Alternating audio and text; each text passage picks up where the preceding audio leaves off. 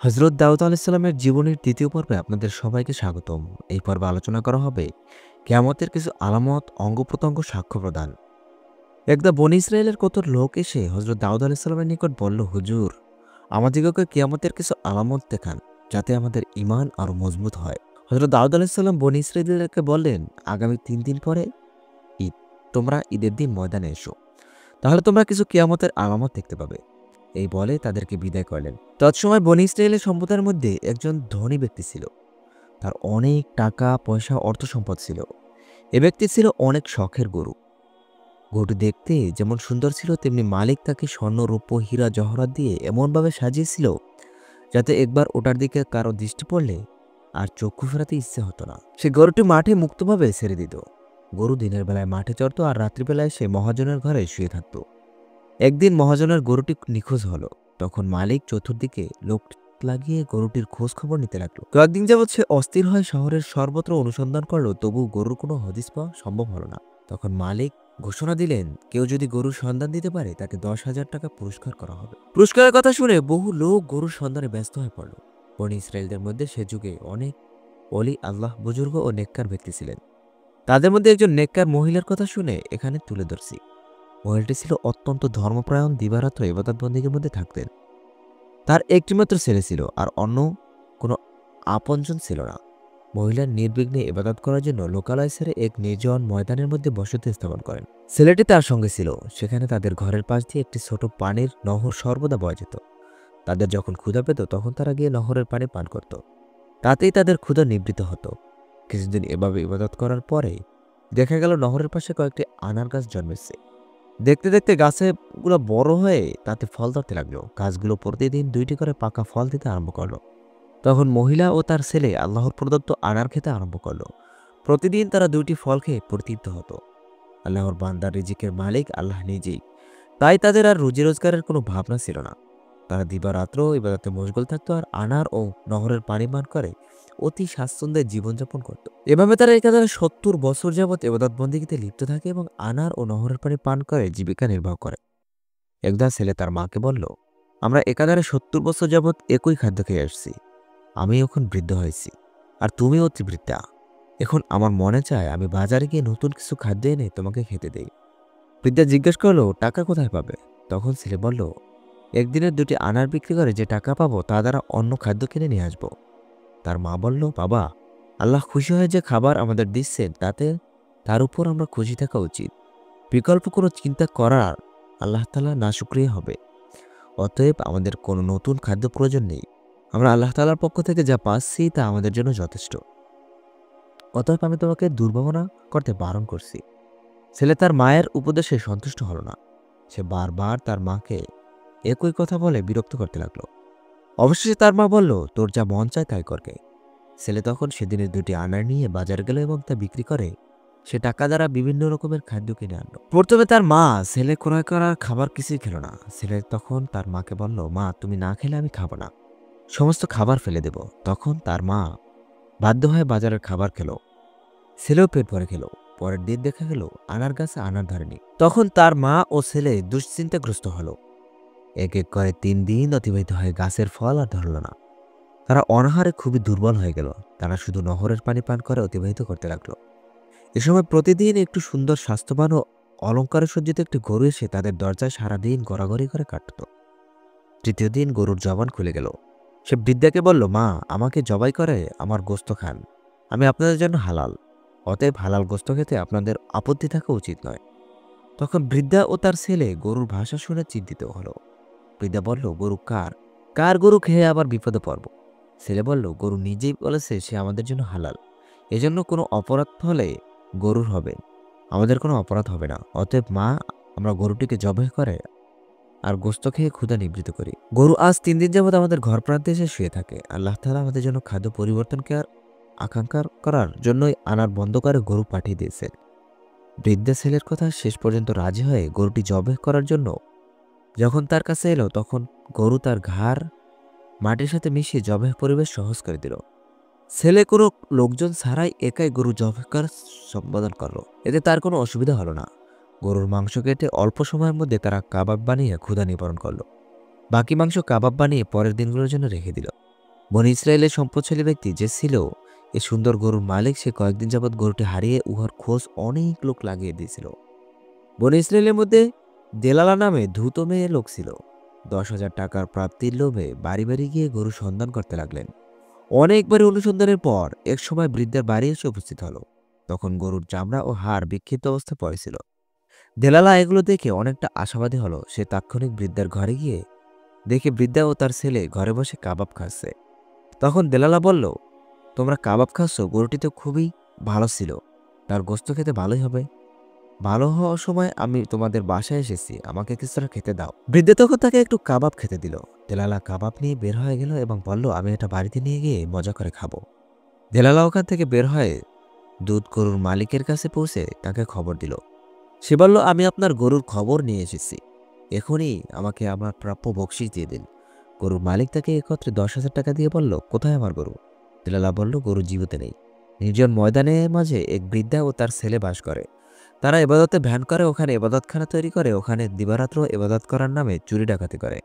গতদিন তারা আপনার গরু জবাই করে কাবাব তৈরি করে খেয়েছে। গরুর হাড় ও চামড়া ওখানেই পড়ে আছে, মাংস তাদের ঘরে আছে।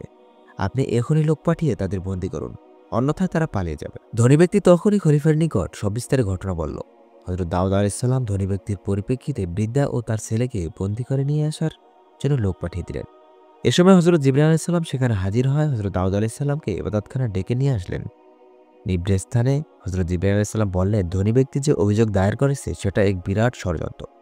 এই ধনী ব্যক্তি একসময় ময়দানে বসবাসরত বৃদ্ধার স্বামীর চাকর হিসেবে জীবনযাপন করতেন। বৃদ্ধার স্বামী ছিলেন একজন বিরাট ব্যবসায়ী। একসময় সে চাকরকে নিয়ে ব্যবসার উদ্দেশ্যে সিরিয়া যাত্রা করেন। তখন তিনি 500 উট ও ছাগল এবং অন্যান্য মালপত্র নিয়ে যাত্রা করেন। পথিমধ্যে এক নীরব স্থানে তারা রাত্রি যাপন করেন। এমন সময় চাকরের মাথায় কুবুদ্ধি এলো। সে তার মনিবকে ঘুমন্ত অবস্থায় হত্যা করে সমস্ত মালপত্র নিয়ে মিশর যাত্রা করে এবং সেখান থেকে সমুদায় মালপত্র বিক্রি করে বিপুল অর্থের মালিক হয়। শুধুমাত্র এই গরুটি বিক্রি না করে সাথে করে নিয়ে আসে। দীর্ঘদিন পর সে দেশে এসে বড় লোক হয়ে বসে। লোকজন, কর্মচারী, বন্ধুবান্ধব জুটিয়ে অল্প সময়ের মধ্যে বিশিষ্ট ব্যক্তির মর্যাদা লাভ করে। অনেকে তার মনিবের কথা জিজ্ঞেস করলে সে জানায় বহুদিন পূর্বে মনিবকে ছেড়ে বিদেশে ব্যবসা করে অর্থ সম্পদ উপার্জন করেছে। মানে বহু পূর্বে একাকী ছিঁড়ে গেছে, তারপরে তার সাথে আর সাক্ষাৎ হয়নি। এখন সে গরুটি বৃদ্ধা ও তার ছেলে জবাই করে খেয়েছে। এই গরুটি বৃদ্ধার স্বামীর খরিদ করা গরু আর ধনী ব্যক্তির সহায় সম্পদ। যা কিছু আছে তাই সবই স্বামীর উপার্জিত সম্পদ। অতএব ঘটনাকে সম্মুখে রেখে আপনি অভিযোগের ন্যায়সঙ্গত রায় প্রদান করবেন। একথা বলে হযরত জিবরাইল আলাইহিস সালাম চলে গেলেন। হযরত দাউদ আলাইহিস সালাম কর্তৃক প্রেরিত লোক যথাসময়ে বৃদ্ধাকে তার ছেলেকে বন্দী করে খলিফার দরবারে নিয়ে আসলো। খলিফা বন্দীদেরকে মেহমানখানায় সযত্নে সহকারে রাখার হুকুম দিলেন এবং বাদী ধনী ব্যক্তিকে বললেন, আগামী দিন তুমি ঈদের ময়দানে আমার সাথে দেখা করবে। আমি ময়দানে তোমার অভিযোগের রায় প্রদান করব। পরের দিন ঈদ উপলক্ষে ভোর থেকে ময়দান জমায়েত হতে আরম্ভ করলো। বিশেষ করে ঈদের ময়দানে কিয়ামতের নমুনা দেখানোর ওয়াদা করেছে স্বয়ং খলিফা। তাই বৃদ্ধ, যুবক ও মহিলা দলে দলে এসে অনেক পূর্বেই ময়দান ভর্তি করে ফেলল। প্রতি বছরের তুলনায় এবছর ময়দানে অনেক গুণ বেশি মানুষ উপস্থিত হয়েছে। হযরত দাউদ আলাইহিস সালাম প্রথমে সুকণ্ঠে তেলাওয়াতের মন্ত্র মুগ্ধের ন্যায় নিশ্চল ও তন্ময় হয়ে রইল। তারপরে দ্বীনি ইলম সম্পর্কে কিছুটা খুতবা পেশ করলেন। সবশেষে গরুর মালিককে ও জবাইকারী বৃদ্ধা ও তার ছেলেকে খলিফার সম্মুখে হাজির করা হলো। প্রথমে খলিফা গরুর মালিককে বললেন, বৃদ্ধা অভাবের তাড়নায় তোমার গরুকে জবাই করে খেয়েছে। এদের অভাব মোচনের ক্ষেত্রে আমার তৎপরতা থাকা আমার উচিত ছিল, কিন্তু আমি যথাসময় সেটা করতে বাধ্য হয়েছি। ফলে এটা আমার গরুটিকে জবাই করে খেয়েছে, ফলে অতএব তুমি ওদেরকে ক্ষমা করে দাও।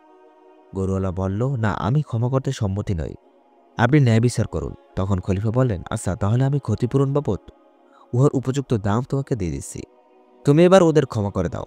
গরুওয়ালা বলল, আপনার দরবারে আমি ন্যায় বিচার পেতে এসেছি, ক্ষমা করতে নয়।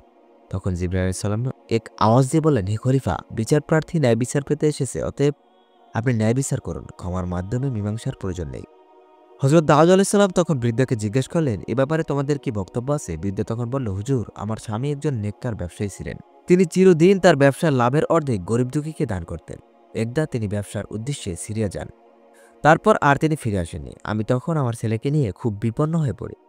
আমার আওতায় যেসব ধন সম্পদ ছিল তা দুষ্ট মানুষেরা আত্মসাৎ করে নেয়, ফলে আমাকে অভুক্ত অবস্থায় দিন কাটাতে হয়।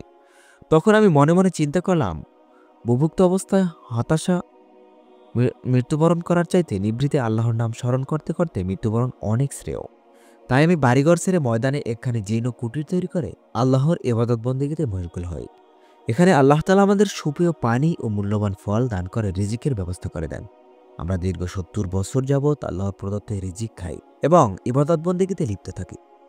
ইতিমধ্যে আমার ছেলে নতুন কিছু খাবার সংগ্রহ করে এনে দেয় এবং নিজে খায়। তখন আল্লাহ প্রদত্ত রিজিক আমাদেরকে বন্ধ করে দেয়। এ অবস্থা যখন ৩ দিন অতিবাহিত হয় তখন আমরা ক্ষুধার তাড়নায় খুবই অস্থির হয়ে পড়ি। এ সময় গরুটি এসে আমাদের দরজায় সামনে শুয়ে থাকত। ৩ দিন গরু জবান খুলে বলল, ৩ দিন পরে তোমরা ক্ষুধা যন্ত্রণা কেন ভোগ করছো? তোমরা আমাকে জবাই করে আমার গোস্ত খেয়ে তোমাদের ক্ষুধা নিবারণ করো। আমি তোমাদের জন্য হালাল। আমাকে আল্লাহ তাআলা তোমাদের খাদ্যরূপে মঞ্জুর করেছেন। তারই নির্দেশে আমি তোমাদের তার প্রান্তে এসে হাজির হয়েছি।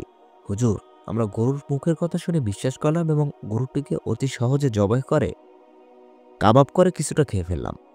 এমন সময় দেলালা নামক এক মহিলা গিয়ে গরুর বিষয়ে আমাদের নিকট অনুসন্ধান করতে আসে। পরবর্তী সময়ে আপনার লোক গিয়ে আমাদেরকে ধরে নিয়ে আসে। এখন বিষয়টি যে ফয়সালা তা আপনি করে দিবেন। আমরা অবনত মস্তকে তা মেনে নেব। হযরত দাউদ আলাইহিস সালাম উভয় পক্ষের বক্তব্য পরে বিষয়টি যে ফয়সালা তা করে দেবেন। জনতার মাঝে নিজ রায় প্রদান করে বলেন, হে গরুর দাবিদার, তুমি একটি ধুরন্ধর মানুষ। তুমি একজন লুণ্ঠনকারী ও হত্যাকারী। তুমি আজ যে সম্পদের অধিকারী সে সম্পদের প্রকৃত মালিক এই বৃদ্ধার স্বামী। সে হিসাব এই গরুর মালিক এই বৃদ্ধা ও ছেলে। এমত অবস্থায় যার গরু সে জবাই করেছে তাতে তাদের কোনো অপরাধ হয়নি। একথা শুনে গরুর দাবিদার ধনী ব্যক্তি বলল, খলিফা, আমি আপনার নিকট ন্যায় বিচারের জন্য এসেছিলাম, কিন্তু আপনি তো আরম্ভ করে দিলেন কাল্পনিক কিসসা। আপনি যা বলেছেন তা সত্য নয়। হযরত দাউদ আলাইহিস সালাম বললেন, বেটা দাগাবাজ, মিথ্যুক, আমি যা বলছি আমার কথা নয়, হযরত জিবরাইল আলাইহিস সালামের কথা। আমি মিথ্যা বলছি না, তুই মিথ্যা বলছিস, তার প্রমাণ দেখ। এই বলে হযরত দাউদ আলাইহিস সালাম বলেন, হে অপরাধীর হাত পা অঙ্গ প্রত্যঙ্গ তোমরা এ ব্যক্তির কার্যাবলীর সঠিক সাক্ষী প্রদান করো। তখন তার জবান বন্ধ হয়ে গেল। তার হাত বলে উঠল, হুজুর, আপনার বক্তব্য সত্য। আমি ছুরি দিয়ে ওর মনিবের গলা কেটেছি এবং সমস্ত মালপত্র সাজিয়ে গুছিয়ে মিশরের বাজারে গিয়ে বিক্রি করে সাহায্য করেছি। তার হাত পা বলল, হে খলিফা, আপনার মন্তব্য অক্ষরে অক্ষরে সত্য এবং এ হত্যাকাণ্ড ও মালপত্র বিক্রয় ও অন্যান্য অপরাধমূলক যে আমার সাহায্য নিয়েছে। নাক, কান, চুল হতে আরম্ভ করে সকল প্রকার অঙ্গ প্রত্যঙ্গ এক এক করে ঘটনার সত্যতা স্বীকার করল।